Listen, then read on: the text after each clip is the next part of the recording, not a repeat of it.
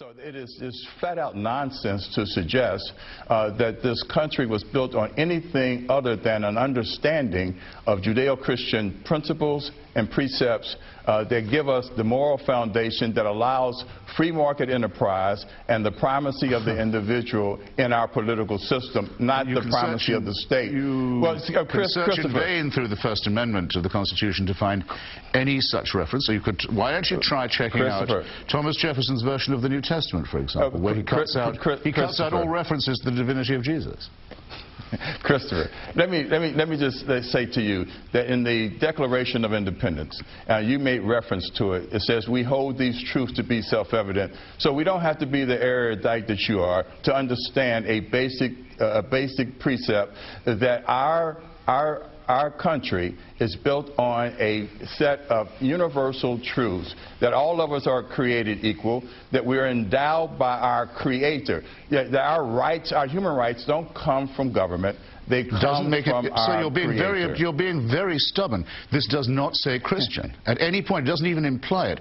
The person who put in the word self-evident on that committee was Benjamin Franklin, who was undoubtedly an atheist. The main drafter of the Declaration, Thomas Jefferson, was by no means a Christian.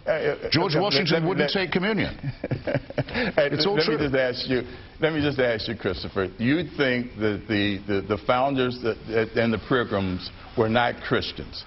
The Pilgrims were Christians. We're talking about, if we're talking about historical accuracy, let's be forthright. You know it, and I know it. Yeah, but the Pilgrims are not the founders, my dear sir. Christopher, I'm not going to let you bogart me. Let me just say this: that you're just going to keep talking. I believe that you have a constitutional right to be theologically wrong.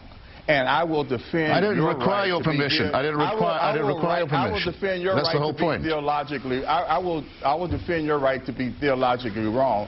But actually, I don't have a constitutional right to that.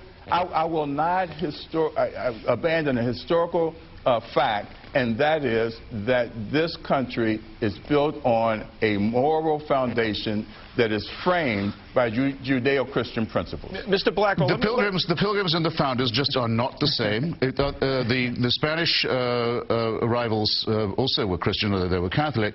Before there was a United States of America, the United States of America's founding documents are secular. If you don't know that, you don't know anything.